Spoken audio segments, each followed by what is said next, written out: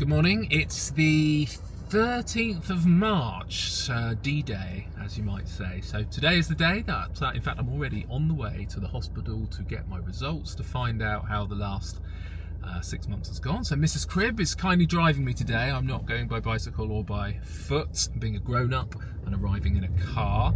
And we'll see what the plan is as to what's next. So I think I probably said before, my three options are it's all gone, in which case I'm released to go off and live my life and then come back if I get symptoms in the future. Second one is there might be some sort of tumour left, but it could be benign, it could in essence not be feeding, in which case it's just a bit of scar tissue really, and it's left. And the third one is there's a bit left, and presumably it's going to be smaller, but then it's what happens next, and is that going to be more immunotherapy or radiation, and frankly we don't know. So my medical team did meet on Friday last week. That was at least the plan, so I presume that they met. I can presume they met because I also got a letter. So although I didn't get a phone call, which is what I was hoping for on Friday to stop the suspense, I did randomly get a letter that just arrived on Tuesday, so today's Thursday, and it was inviting me to go and meet an oncologist in Poole Hospital, and that seemed a little bit weird because you'd sort of think if there was no further treatment required, why would I be going to see an oncologist in Poole? And that's on the 7th of April. So sort of good news, bad news there. Good news is it's not instantaneous, which means I can still go to India, which I'm supposed to be going to tomorrow. My worry was they'd want to call me in immediately and I couldn't go. The bad news is presumably more is required. Otherwise, why would I have had that? And I just Googled, because the letter doesn't explain anything. It's literally just an appointment time and date. So I Googled the doctor, and he seems to specialise in both immunotherapy and radiotherapy. So my hunch is that more is required, and that's obviously disappointing because, you know, goal one, maximise efficacy, minimise side effects. The hope was it would be gone and I'd get a period of time, but my presumption is that's not the case, but we'll find out. So it's 8:15 at the minute, and my appointment's 8:40, so within the hour I will be put out of my misery, but maybe new misery will be inflicted, and maybe it won't. We'll see, and I will let you know what I find out. Okay, thanks. Right, this probably looks like the same video as the one you were just watching. I'm out of the hospital. So I think I said three options. Tumour's gone, benign scar tissue is left, bit of tumour left, more treatment required. Not entirely surprising. I was expecting this. Probably alluded to that in my last one, particularly because of the letter. So yeah, disappointingly, there is still some tumour left. That's not a surprise because as I've been going on this journey, I sort of got my head around the fact that, what else with the sun on or off my face? Gosh, it's bright.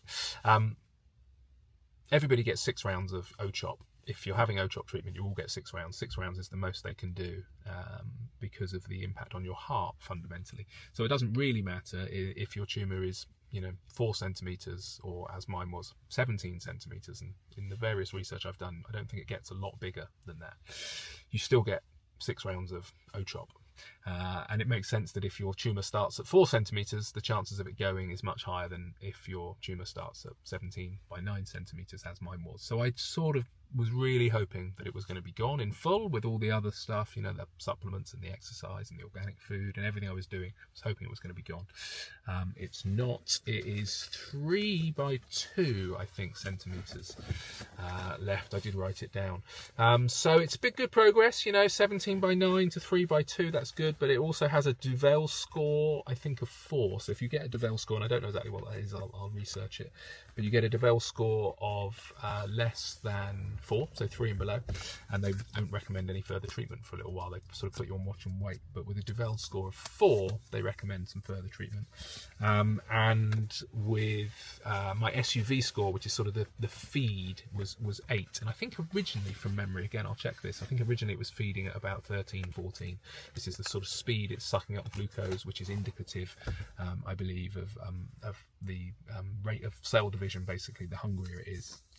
So 3 by 2 centimetres. SUV showed 8.4, corrected at 5.8. Again, I need to do a little bit of research around that. So, but fundamentally, what they're recommending is radiotherapy. And I've got an appointment with a consultant in about 5 weeks' time, 4 or 5 weeks' time, to chat about that. And they're recommending maintenance, so 2 years of maintenance, the O of the OCHOP, the drug's name that I can't pronounce, omnimabab. It's definitely not that. This video could be more professional, but I wanted to record my instantaneous response. Anyway, every 8 weeks for 2 years, you have this maintenance drug.